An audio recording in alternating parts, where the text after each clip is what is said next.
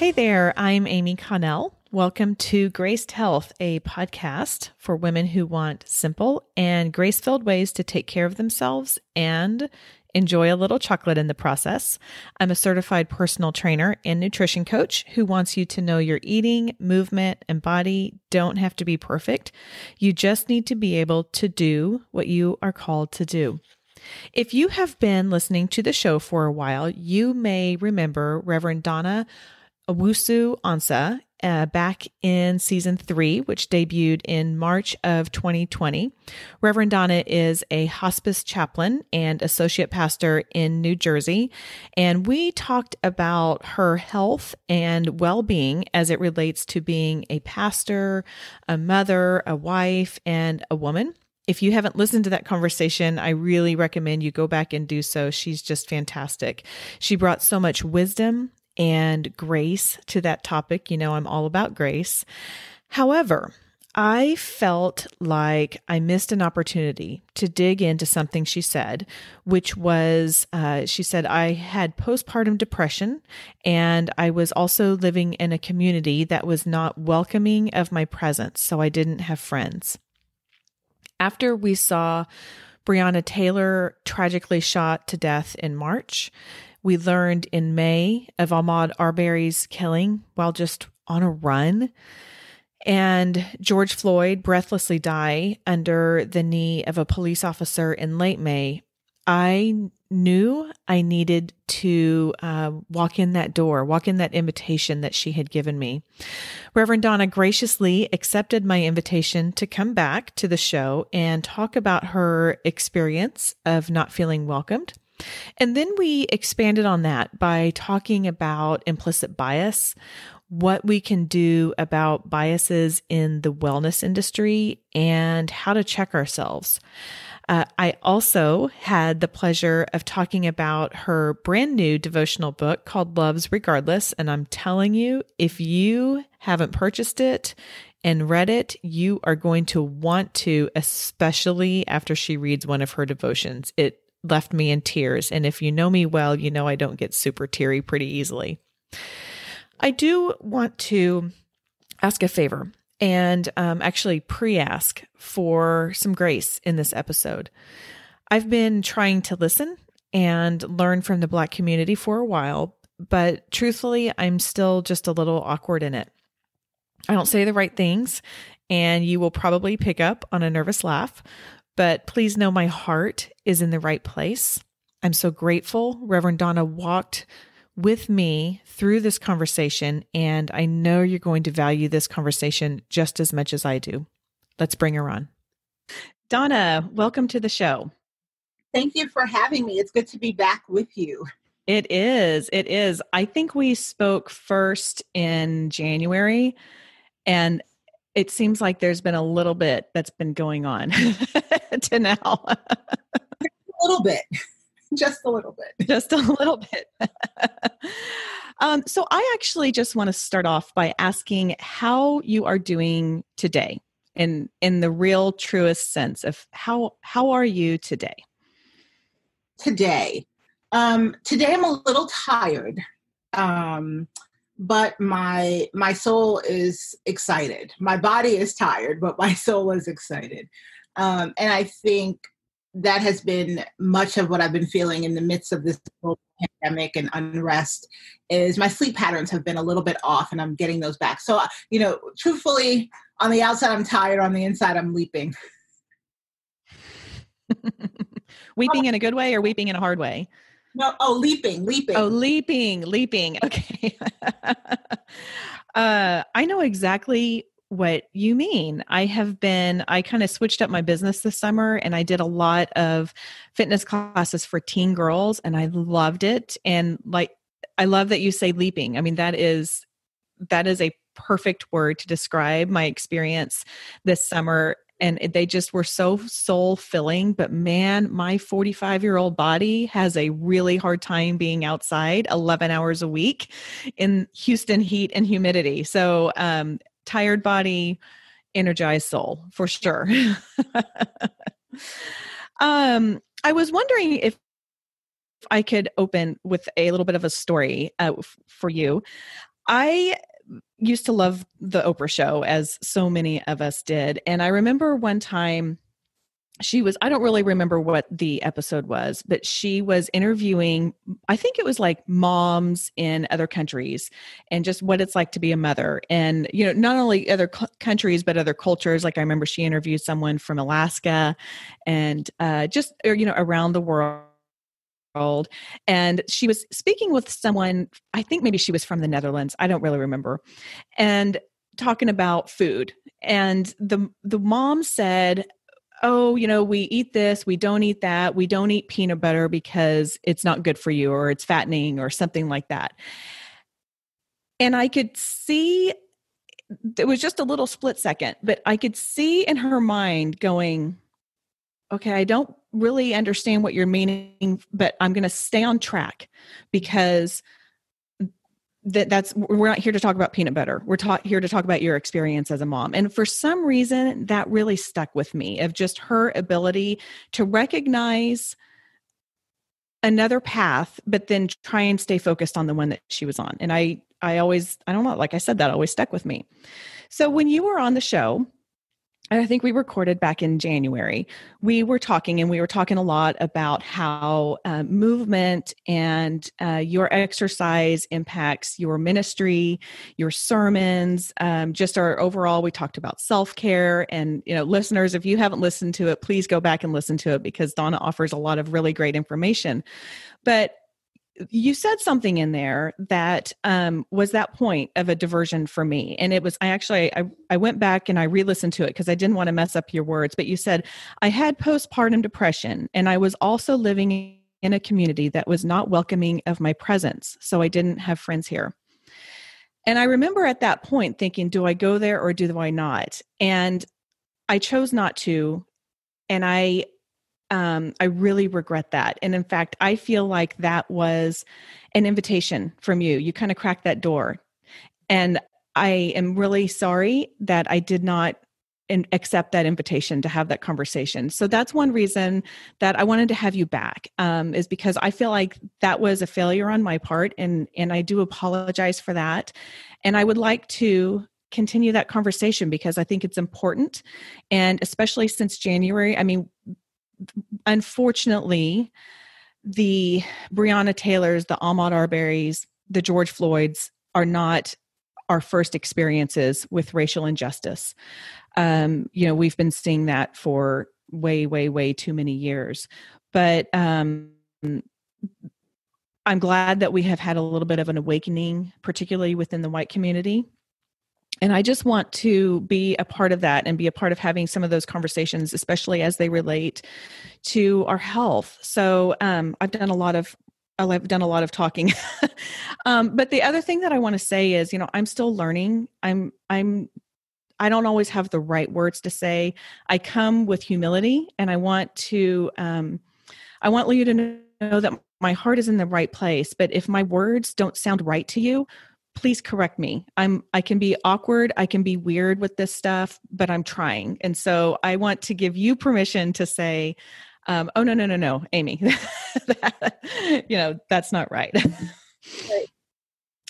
So with all of that said, can we go back to that point where you felt like your presence wasn't welcome? Can you tell me a little bit more about that experience? Absolutely. Before I get into that experience, I want to say two things. Is I actually admire your focus, and so I think in those split seconds you have to make a decision, and I don't think it was the wrong decision to make, especially knowing that, and it didn't even, it wasn't a thing in my head. Like I didn't even think, I said it and I didn't even think more about it. But when you reached out to me to continue the conversation, I actually think this is the perfect time to have the conversation. I don't know if the conversation would have been as meaningful and impactful in January as it is now, particularly with real life examples, and us sheltering in place and being kind of more aware and attuned to the racial injustices in this world. I think prior to the pandemic, we could kind of all go about our business. We could have hashtag for a day, and we go on, right? And so I think even though you feel like it was the mislip, I actually feel like it was God's perfect timing for us to have this conversation now. So I just wanted to say that, just say that and put that out there. When I made that statement, it's interesting because I was not necessarily talking about Black-white relationships in that statement, though it does connect. I live in a largely Indian and Indian American community, Asian Indian, East Indian. I would say in our development of over 500, actually more than maybe 600 units, we are one of maybe 5 Black families here. Wow. So, and when I moved here, my husband lived here before. When I moved here, I had come from either living in very racially diverse communities or Black communities. So I knew those 2 experiences. So I knew what it was to be kind of, if you will, at home in my presence, right? And I knew what it was to be in a very racially diverse community that in some ways was idyllic, right? But beautiful.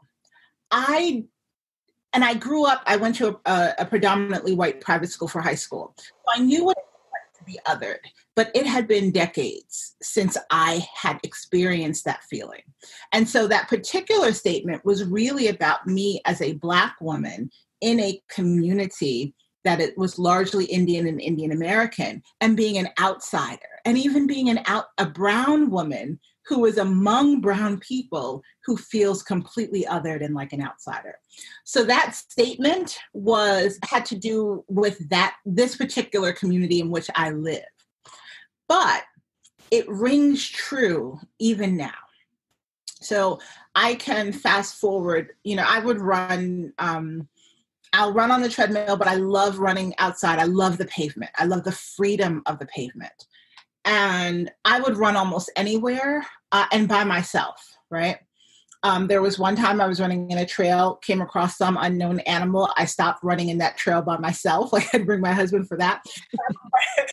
If I was on the street and I could see cars passing and it's daylight, now, I'm clear as a woman, I don't run by myself dawn or dusk. I don't do that. But so I can think about the day after the 2016 presidential election.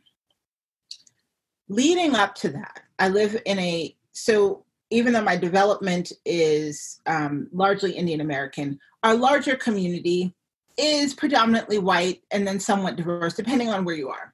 And I remember running, and I'd see a few, and I'm not going to go too far into politics, but I remember seeing a few Trump signs, right? And those can signal certain things in your mind, particularly as a Black person. You just don't know. But I remember, and all of the rhetoric that was happening during that time, I remember the day after the election going for a run, and I just did not feel safe. I was looking over my shoulder at every turn. I remember passing a house that had a Trump sign and a Confederate flag waving outside. And I remember, feeling a physical, like this embodied response that, my God, and praying, let me pass this house and let me pass safely, And so, as a Black woman, I'm always aware of my Blackness when I enter various spaces. But being on the pavement as a Black woman, particularly after that election, everything had changed, because you don't know. There were a few instances, even in our in New Jersey, where Black women, part of our BGR group, were out running and it would have insults hurled at them, racial insults hurled at them as they're running, things thrown at them as they're running, and so I never stopped running. At least not then. I didn't stop running, but I became either hyper vigilant and cautious when on the pavement, or I ran with others to be safe. And I think about the fact that Ahmaud Arbery was out for a jog. Yeah, he was a Black man Mm-hmm. when he was killed. And so I know that the fear I felt then was not just in my mind. Yeah. And it's very real. It sounds like what you're saying is, particularly with Ahmaud Arbery's situation, that justified the feelings that you've been having for 3.5 years now. I assume that feeling has continued. Yes. Yeah. Absolutely. I'm not on the pavement as much now, but even if I go out for a walk, I went out yesterday, I am very much aware where I go and my surroundings and who's around. Yeah. I'm really, I don't even know that there are the words, but I hate that. We should not, especially here in America, the land of the free, right? We shouldn't feel threatened going for a run. His situation, I mean, all of them, they're all horrible. But yeah, as a runner, that one hit really hard. I mean, obviously all of them did for their own particular incidents, but the running thing, I'm like, it was out for a run. I mean, like, I know what it looks like when a person runs. and it's not, there's nothing threatening about it. I don't care what you're wearing. I don't care what, running is because it takes endurance. So one of the things that I was wondering if you might be able to shed a little bit of light on, and now that I know the full story of earlier, I don't know, maybe you feel comfortable talking about this or maybe not, but as I'm learning, I've spent the last several years learning and listening. I'm not a super active person vocally, no matter what. And so I'm very thoughtful in where I choose to have these conversations. But I am learning more about that implicit bias. And I actually I'm going to read this because otherwise I'm afraid I'm going to mess it up. But this I found I thought this was a good explanation for those who are not familiar. I know you are, but who are not familiar with implicit bias. This is from the Kirwan Institute of the Ohio State University. It says it refers to the attitudes or stereotypes that affect our understanding, actions, and decisions in an unconscious manner. These biases, which encompasses both favorable and unfavorable assessments, are activated involuntarily and without an individual's awareness or intentional control. And one of the things they talk about is we generally tend to hold implicit biases that favor those who are like us. They called it our own in-group, which to me, in-group sounds like I'm back in high school. So I don't love that terminology, but just of those who are like us. And I'm just wondering, from a fitness perspective, from a health perspective, I've taught group fitness for 15 years. And I'm sure I am guilty of having implicit bias, not only as a participant, but also as an instructor. And for that, I'm ashamed, but I can only do better going forward. So I'm wondering if you've had any experiences like that in the fitness and health community, and if you can offer my listeners, because I know a lot of them are on this same journey, if you can offer them some suggestions, some encouragement, some tips on how to not have that implicit bias. Mm-hmm. I've experienced it certainly in the health and fitness community, certainly in running. Historically, running has been a very white male sport, right? We know. Sidebar, I got a hug from Catherine Switzer when I completed my first half marathon. Oh my gosh! It was marvelous. My husband said, "Who is that woman?" Because I hugged her before I hugged him. He said, "Who's that woman?" I said, "That's Catherine Switzer. What do you mean?" Anyhow, that's a sidebar. But that's fantastic. For those who don't know her, she went rogue on, and I think it was the New York City Marathon, right? One of the marathons. Say that again. It's Boston, but I could be wrong. Maybe it was Boston, but she, anyway, so she jumped in. I think either she jumped in or she registered as KS and no one knew that it was a female running. So she was like the first official woman to run a marathon, and just inspired women from there on. So anyway, to go on, just to so everybody knows who she is. What that's a big deal. Big deal. But so historically, running has been a very white male sport. We know this. And so, of course, on the pavement, I won't say you, I've experienced implicit bias, especially as a larger African-American woman. I am not stick thin, have never been. Even at my smallest weight, I was a heavier, curvy girl on the pavement. And so there are sometimes looks that you get. There are sometimes people who come, and I'll say in particular, I can think of an instance of a white man who came and offered some advice to me as if I had not been training, as if I had not done my research, as if I just started running the day before. So there are those kinds of things that I've experienced. Also, when I think about health, oftentimes in the healthcare system, Black women are often not believed, right? So Black women are perceived as historically in American society, Black women have been perceived generally in one of two ways: either subhuman and animal-like, right, which goes back to slavery, or superhuman and can endure any kind of strength and should endure suffering and should endure pain, that kind of thing. So it's either subhuman or superhuman. And so because of that, oftentimes, even in healthcare, Black women are not believed when we go to the doctor and say, I'm feeling some kind of pain or what have you. And it's in your head. Oh, it's this. Oh, it's that. And then, 6 months later, it's stage 4 cancer or something like that. Yeah. And I just think I'm saying this now because I actually just had some gastrointestinal issues. And I went to my doctor. My doctor is a Black woman.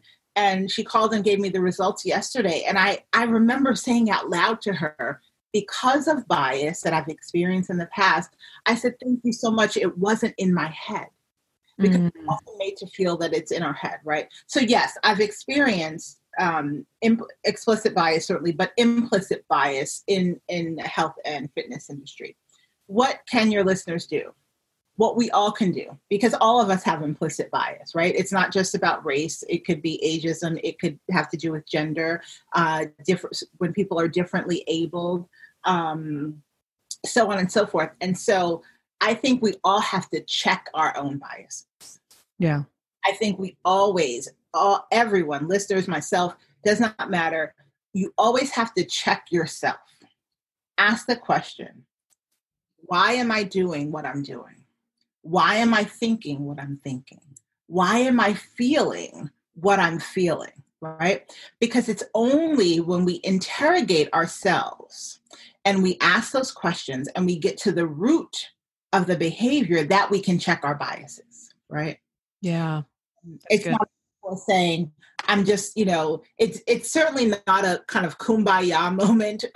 It requires work and some truth telling that,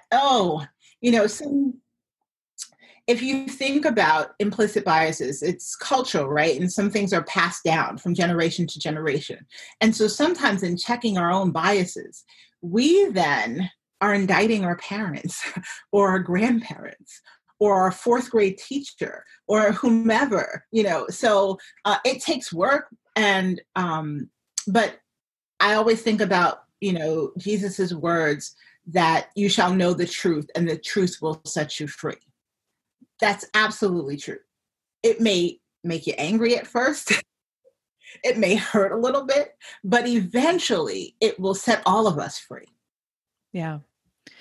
That's great encouragement, because I think it is. I mean, I have, when you check your own, and I love what you say, why are you doing what you're doing? Why are you thinking what you're thinking and feeling what you're feeling? That's hard. I mean, when you get to that, I shouldn't say, like you said, not you, me, when I have those moments of, oh, Amy, that's not, no, but just those without even thinking it and capture, it's kind of like that, take your thoughts captive and make them obedient to Christ. I mean, it's that type of thing, like, oh, no, this is not who I am. And, it is hard. It's hard work. but necessary. And I love that you say, and it's freeing work for sure. What do you think are some of the ways that, I try and keep this somewhat in the health world because this is a health perspective. And I love that you reminded us that this can happen in the medical field too. So thank you for that reminder. But either there or in the fitness industry, because there's a podcast host, and I can't remember her last name, but her first name is Leslie. It's with the Balanced Black Girl podcast. I don't know if you've heard it or not.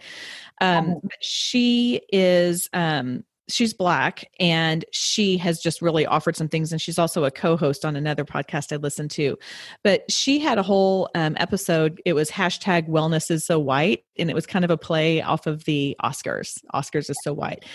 And I had never thought about it. And I look around, and all of the educators, all of the, I shouldn't say all, but most of the educators, most of the really prominent figures you see in the health industry are white, which is bothersome, which is really bothersome. But I'm wondering, in what ways do you think, you can either take this from a personal perspective or just from perspectives that other people have said that people are exhibiting that implicit bias against let's just say Black women in the fitness industry without even realizing it.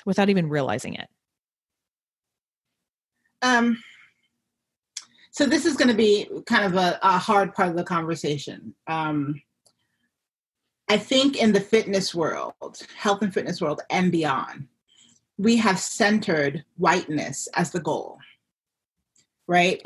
Okay. And so when you do so, and then I think particularly, again, I'll just say whiteness. We've centered whiteness as the goal, as the ultimate way of being, as the ultimate standard of being, ideal body types, beauty standards, all of that. And so when that becomes center or the ideal, then anything that does not fit into that is then not highlighted or lifted to the forefront, right? It's why I stopped buying, I won't name the names, but it's why I stopped buying fitness magazines, because I was tired of going to the store and not seeing models or athletes who look like me, right? And not just in terms of being women of color, but even being a curvier woman. And then if you have a woman of color on the cover, that her body type is likely this kind of, size 2, what have you. And there's nothing wrong with or it's like highlighting that, she's, it's that it's curvy, but it's not necessarily in a factual way, or I shouldn't say factual way, but it's more like, well, she's curvy and strong and confident or something like that. Yeah. I hear what you're saying there. I think I actually may have stopped buying the magazines before we got to featuring the curvy women on them. Because you want to be able to identify, representation matters. Representation. Yeah. So you want to be able to identify with those in the community. I think that's why Black Girls Run was such an amazing organization for me to be a part of. Because for the first time, I remember I started running in 2006, and I'd run a 5K, and then I ran for a while, and then I stopped, and then I started running again. And I remember I was running solo, and I would go to races. I would not see many Black people. Certainly, if I did at that point, I was very, very slow. I was back of the packer. I'm still back of the packer, but probably was always the back of the packer. But I remember feeling very isolated and alone. And when I connected with Black Girls Run, I said, wow, we do run. We can do this, And so I think that's why organizations like Black Girls Run are important. There's one Black Men Running. I follow some yoga influencers, I guess is the right word, on Instagram, Black yogis who are also who are promoting yoga for Black people, because often, I mean, you want to talk about bias. Mm-hmm. This was last year. I went to a hot yoga class, new hot yoga studio nearby, and I tried out a class. The class was marvelous. But I was the only Black woman. I was the largest Black woman. And there were eyes on me as if, one, I wasn't supposed to be there, and two, I couldn't do what was going to be asked of me because of my body. Well, guess what? I did it. Yeah. And so I think it's important, though, again, going back to checking your bias, I think it's important, and I love you for this. I think it's important when you have a platform or when you have a community to highlight other voices, to highlight other bodies other than your, what did the study say? Your in-group, right? Yeah, your in-group. but you know what I'm saying? To say, who's at the table with, or who's on the mat with me, or who's on the pavement with me. So we're not talking about the table here. Who's here? Who's not here? Yeah. Are they here? How can I get them here? Yes. Wow. Okay. So I have been running these outdoor fitness classes in my neighborhood. So my neighborhood is we're really, really fortunate. We have some multi-purpose fields, and that's where I've been hosting my classes for the last several years. And I don't know if you've seen any of the pictures, but it's mostly white women. I love these women. They are so dear and special to me. And I have been very acutely aware over the last at least year, maybe more, that it's a pretty homogenous group. And as much as I love them, I would love to invite more people in. And I will say I have tried, and I don't know, like, so part of me, I'm like, am I giving off a weird vibe? Like, there'd be girls working out, and I'm like going up and handing in my card and, hey, would love to have you come. It's a free class. And it's a hard question to consider, and especially when the efforts are not fruitful, because I'm like, okay, I feel like this is something on me and I don't know what it is. Though I will say, one girl, one of my friends, and I apologize if I told you this story last time we talked, but one of my friends is Black, and she was interested in coming, and she was like, oh, that sounds great. You're doing this. That sounds great. And she said, well, where do you meet? And I said, oh, outside at the fields. And she goes, oh, that's a hair problem, because she has extensions. And she said, I can't do that. And I thought, well, that might be part of it. That for those who have extensions, I understand, or I have been told that's a big deal. Like, you just can't go out and get sweaty. I mean, look, this hair, this blonde, fine hair, that dries in 7 minutes, but that's not necessarily the case for everyone. Yeah. So, it could be a number of things. It could be a hair thing, which is kind of one of those tip of the icebergs. Underneath, it could be the timing. So if you think about it, what time are your classes offered? We'll use you as an example. Sure. Yeah. Like 8:30 to 9:15 is when they typically were. Right. So and I don't know your community, so now I'm just speaking very, very generally, but I would never be able to make your class. Right.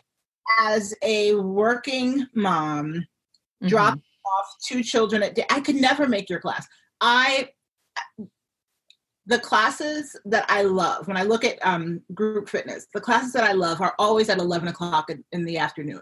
Why is the class at 11 o'clock in the afternoon? 11 o'clock in the afternoon, right? I think we have to think, if we're going to expand our reach, we have to think kind of more broadly about when we're offering things, how we're offering things, what's available,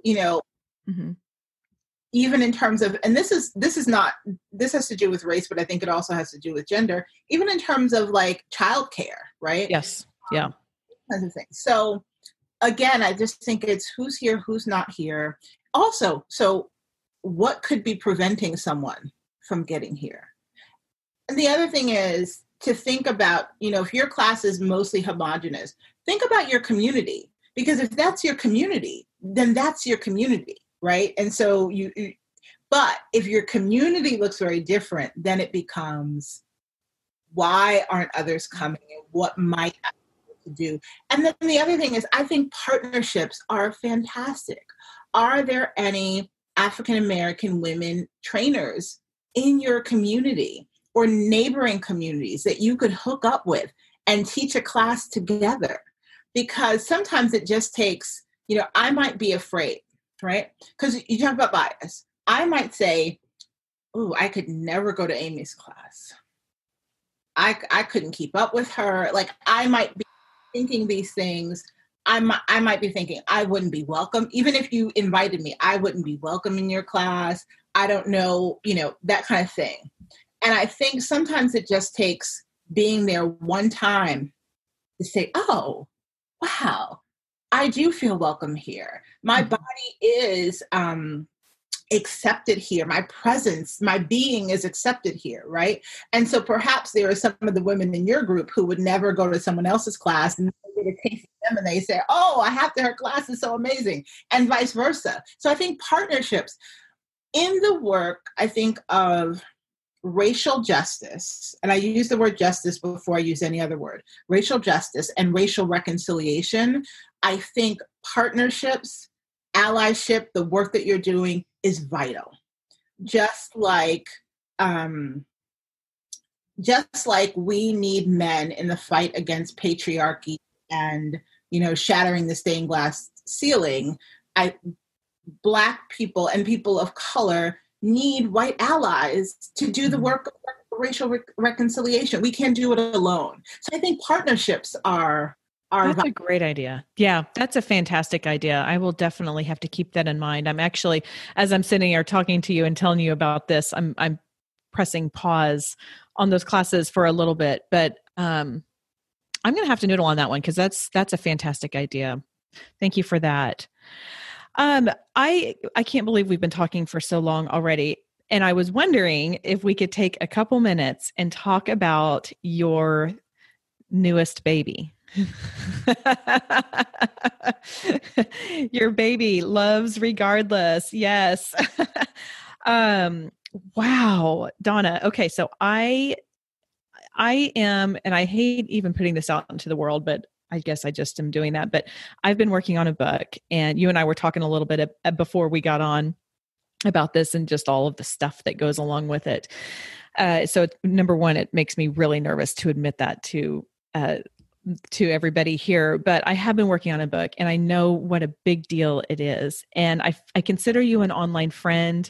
I know you're a friend of the show because you've been on. So as soon as that came out, I was like, I got to get it. And then I get it. And I see on here, it says 11 Spirit offering to Black women. And so I don't know if you know this about me, but I'm not Black.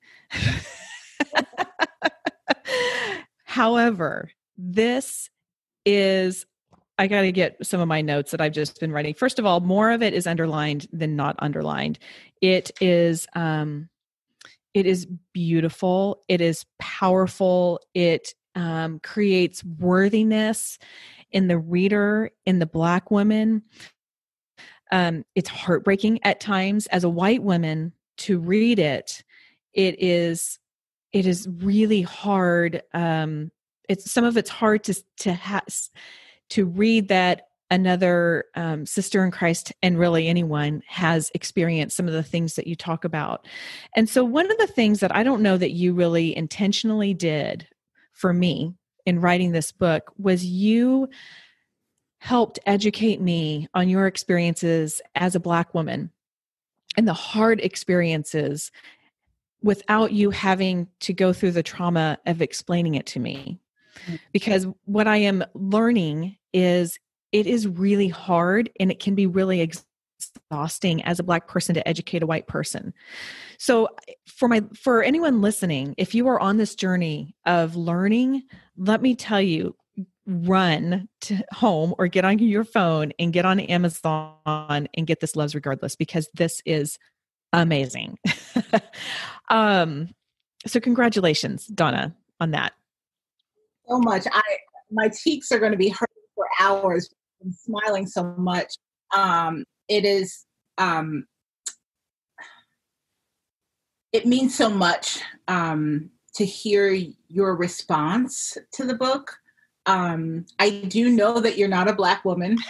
What is interesting, though, is that I wrote it as a love and spirit offering to Black women. It is unapologetically that.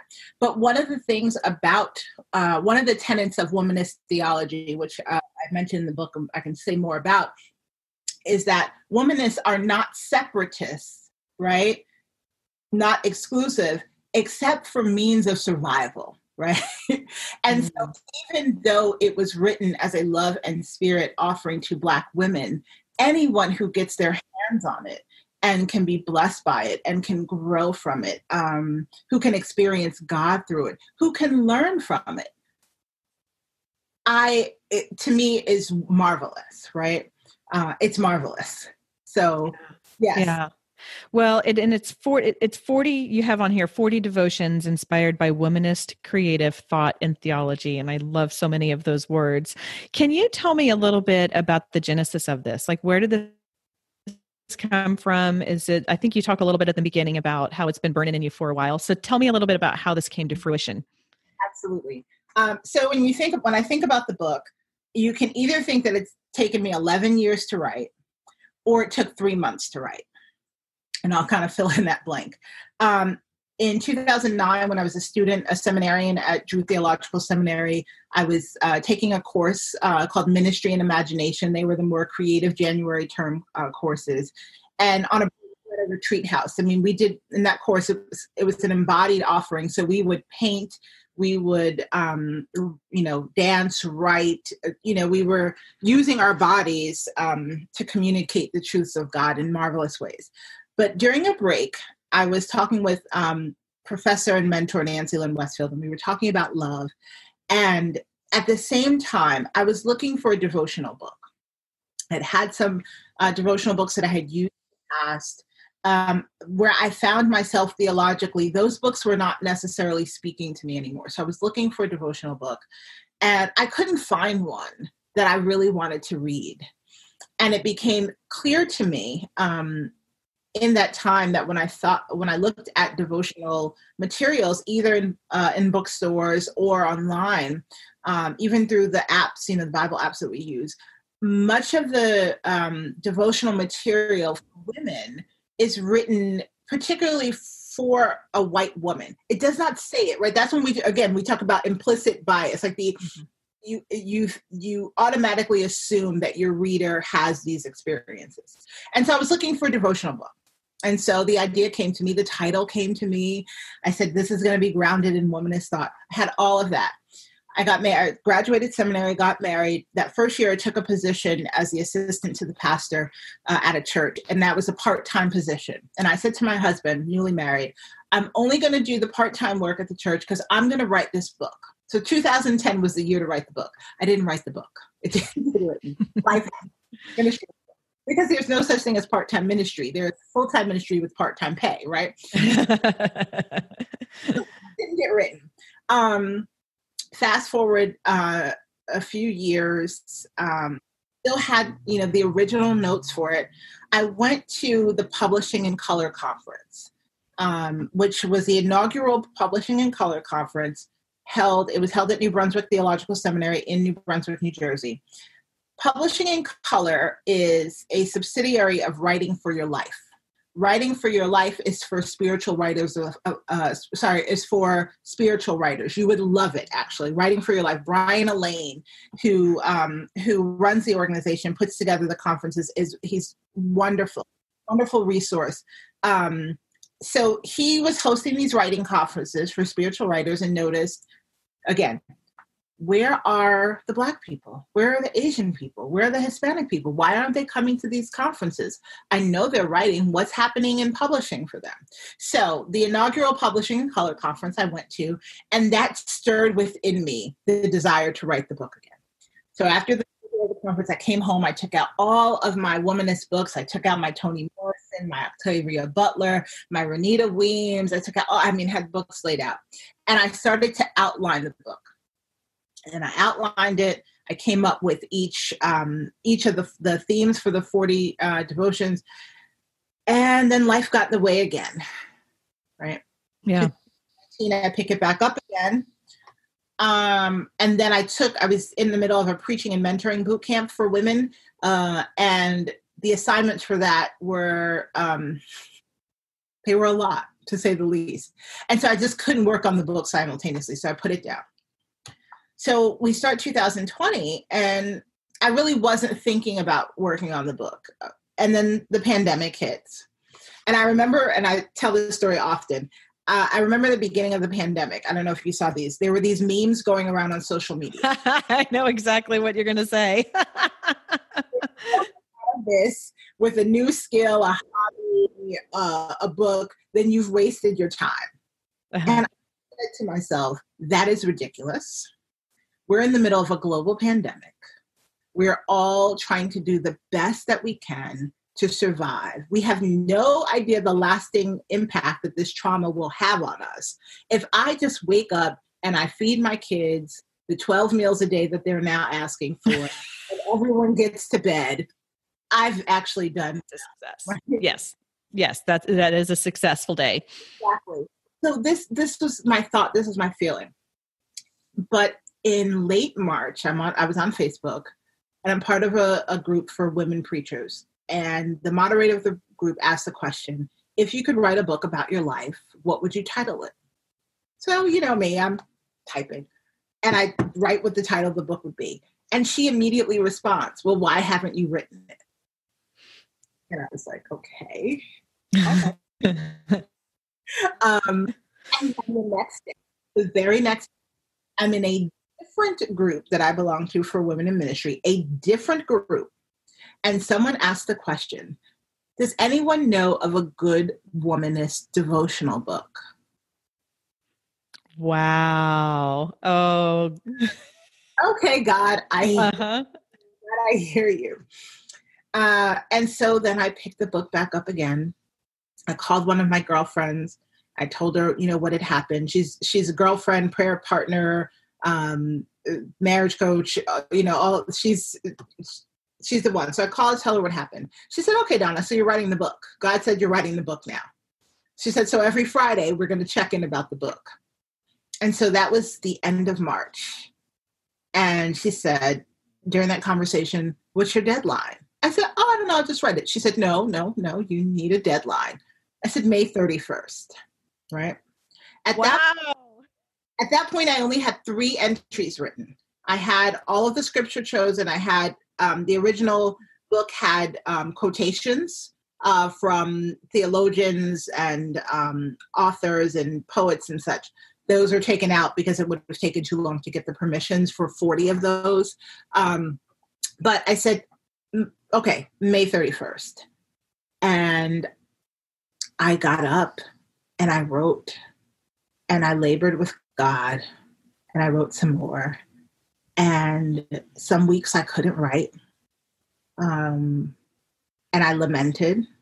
And then the following week, in particular, there was one week I could not write. And I was so upset with myself because I am someone, if I give myself a goal, I have got to hit that goal. And so I was so upset with myself because I felt like a week was wasted. And it was actually when I had finished the section on love's spirit and was moving into love's folk, which is really all about community. Mm-hmm. And that week, so the week before I couldn't write, had nothing. The week I started writing Love's Folk, which has the entries about justice and righteousness and truth, was the week, Amy, when our world blew up, was the week when George Floyd was killed and all of the other, Ahmaud Arbery had been in the conversation, Breonna Taylor had been in the conversation, but when that happened, that was a wake-up call for everyone. And so I was writing on truth, revolution, justice, and righteousness that week. And so I also know that not writing that week before was really God giving me grace to rest, to be able to write during which was the toughest week of writing. And so I wrote. Some days when it was hard to write, I pushed through. Some days I didn't. There were some days, most days, where the writing for me was an act of devotion. So while I'm writing this devotional book, I'm also having personal devotion with God. It was beautiful. I experienced God and just in a very palpable way when I was writing. And so I didn't hit my May 31st deadline, but I did hit I was done on June 2nd. I wrote the last words on June 2nd. And towards that last week, I was praying, okay, and I knew I was going to self-publish. I was praying, okay, the book is almost done. I need an editor.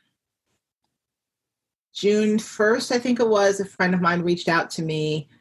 He's an author, self-published, and I just said, time to kind of talk about the process a little bit. And so as soon as we got Zoom together, he says, do you have an editor? I said, no, I don't have an editor. He connects me with an editor. I send her the book. June 7th, she starts reading. By June 19th, we go back and forth with the edits. She understood me. She was a gift from God. As she's wrapping up the edits, I'm going, God, I don't know how to promote a book. I'm not a marketer. This is not what I do. I'm active on Instagram and social media, but I don't have a huge following. And God allowed me to participate in a Zoom call for women in ministry. The guest of that call couldn't be on. And so the host invited a woman who is a marketer, a Christian marketer. Oh my gosh. I love stories like this. So it took 11 years to write, but it really took 3 months to write. And God was with me every step of the way. Oh, that's amazing. What a great story.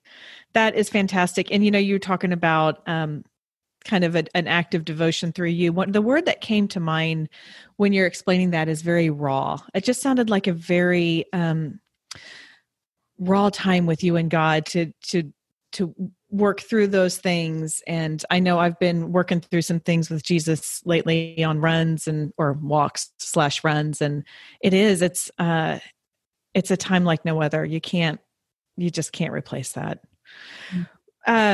I was wondering, so first of all, I could really spend another hour talking about this devotion. I mean, seriously, Reverend Donna, it's amazing. It touches my heart. It reaches deep into it.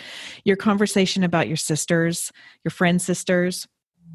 I have a group of women like that. And I think that this is going to reach so many people on so many different levels in so many different ways, just right where God needs to touch them and to, either lift them up or shine the light and the truth. And you've just done such a beautiful job with that. So thank you for your love offering to the world. Thank you. And thank you, God. Yeah. Yes. So I was wondering I think you said that you might have one devotion you might be willing to share, and if not, I have a couple pages that are underlined. Before I share, do you have a favorite? Now I'm turning the table on you. Yeah. Okay. So the one on the sisters on page 9 and 10, I did love that one. Wholeness. I loved that. Courage. I'm just going through and seeing where I have circled. I mean, do you have a favorite child, Donna? I think as I was reading this, it hit me where I needed to. I mean, I know the first day I got it, it was rainy. It was a Sunday morning. My kids weren't up. I curled up on the couch. I got under a blanket, even though it's ridiculously hot in Houston. And it was it filled my soul. So, and like I said, one of the things that I love about it is reading a different perspective. You're right. Many of the Christian leaders, and they are wonderful and they have so many wise things to say, but they're white and they can't offer me a perspective that loves regardless does. So thank you for that. Thank you. I think, my favorite is Roundness, where I write about my grandmother. But I have that one written down too, page 14. I think, given the conversation that we've had, I would love to read Revolution. You would love to what? Revolution on page 3. What page is it? 3.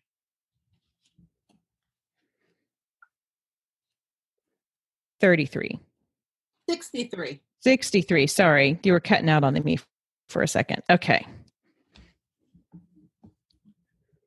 And I'm going to lift this one up because I think it connects our conversation about running and our conversation about the devotional book. Fantastic.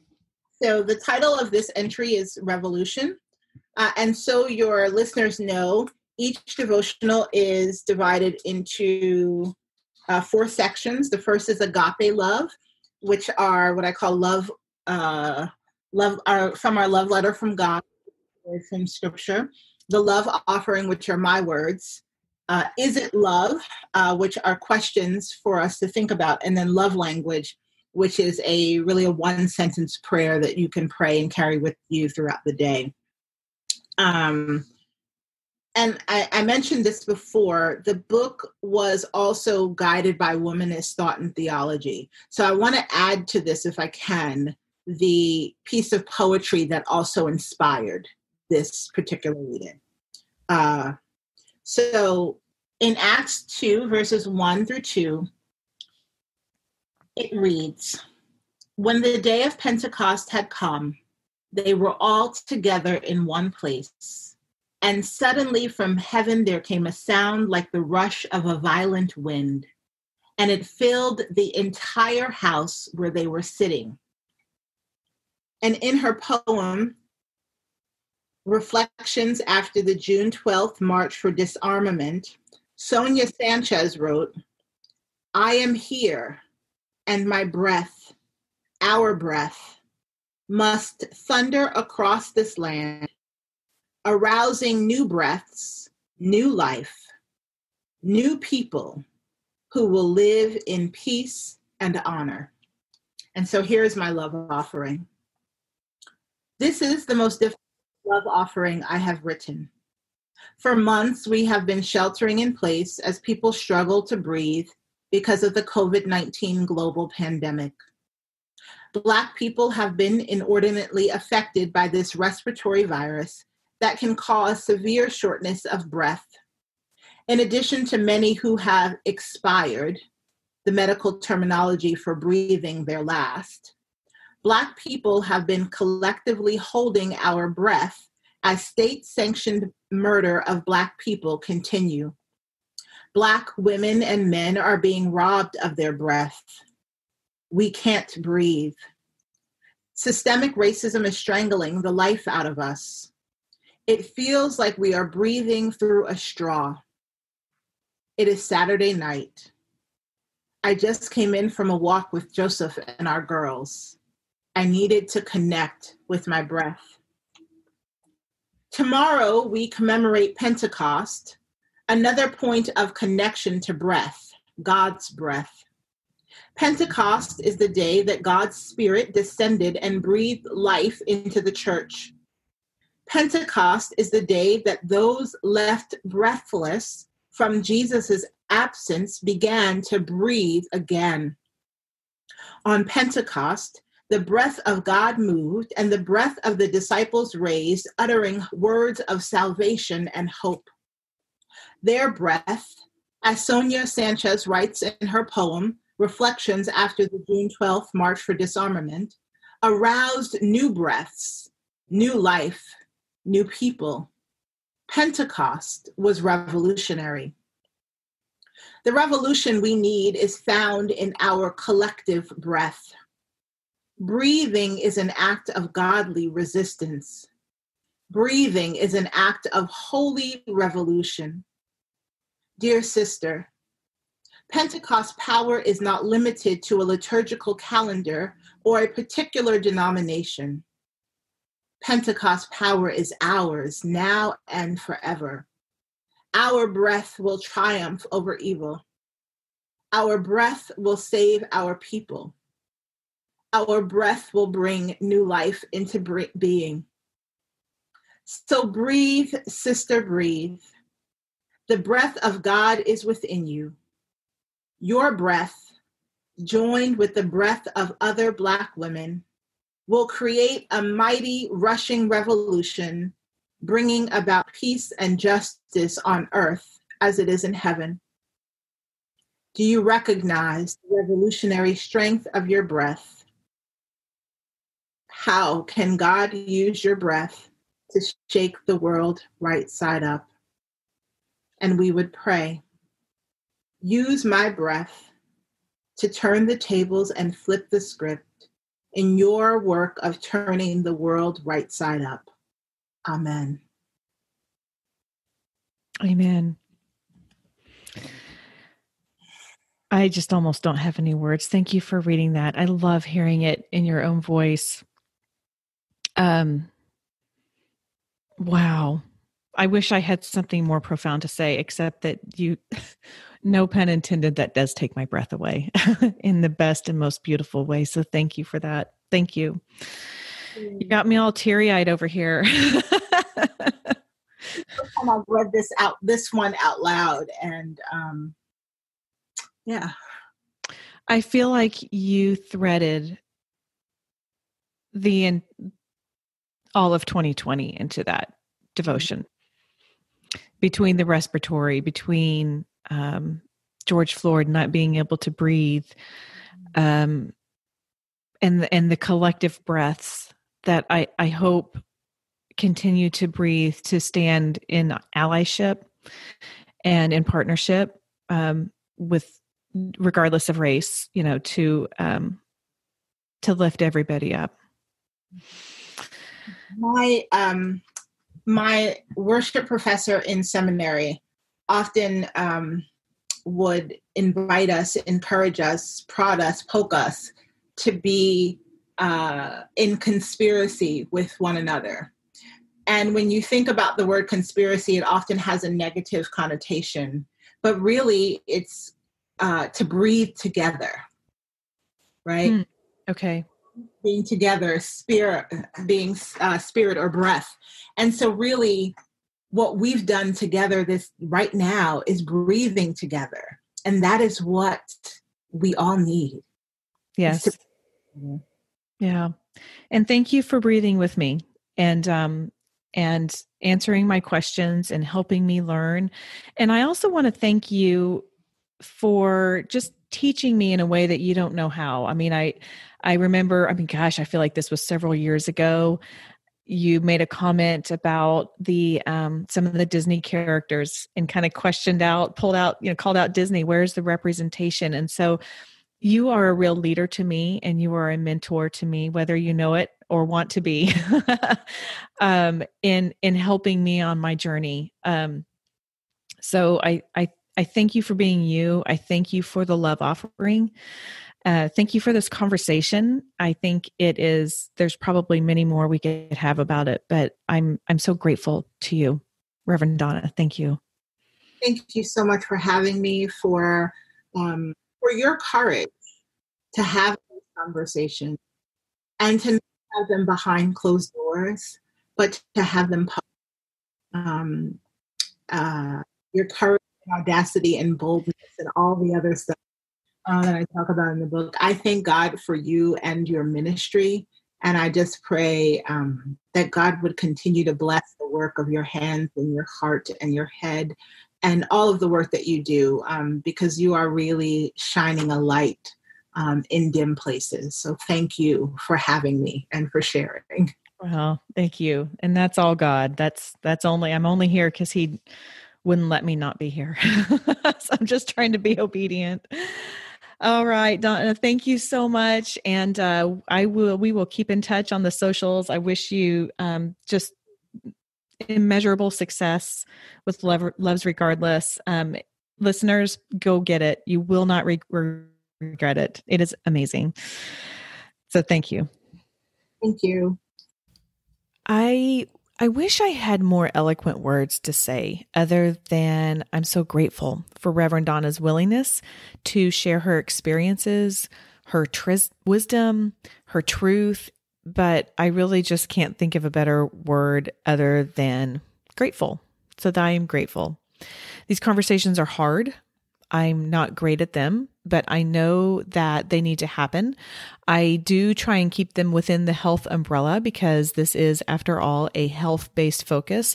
But as I am learning and digging, I'm understanding that there is no one silo or filter of where racism exists. And so the health industry is not immune. And I am committed to making sure that there is more representation on this show and that we do have the harder conversations when the opportunity arises, which actually leads into, I want to give you a little teaser of what's to come in season 7, which, as my son says, drops in a few weeks. I am interviewing fitness professionals who teach classes in their culture of origin. So I have interviewed a Latina woman who teaches Zumba. I have interviewed an Indian woman who owns a Bollywood dance studio. I have spoken with a Black fitness professional in my community, and she teaches Jam. So I'm really excited to bring these conversations to you. I'm working on a couple more, so hopefully there'll be a few more. But if you enjoy this conversation, make sure you tune back in a few weeks. And better yet, keep listening, because I'm going to be talking about embracing our different seasons, finding a fitness community in a COVID world, and I've got a few other things I'm working on. Hey, thanks to those of you who support the show by rating and reviewing it.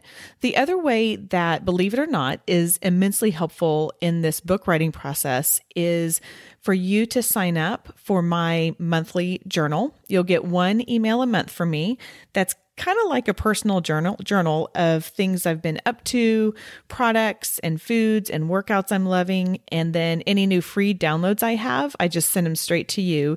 And then sometimes, don't tell anyone, but I sneak in a few pictures of my people. You can get that over at gracedhealth.com/monthly-updates, or there'll be a link in the show notes, which I will also have a link to Loves Regardless and how to get a hold of Reverend Donna. What's the one simple thing I want you to remember about this episode? Find someone to breathe with who can walk alongside your journey, whatever that journey is, and together, in Reverend Donna's words, you can shake the world right side up. Okay, that is it for today. Go out there and have a grace day.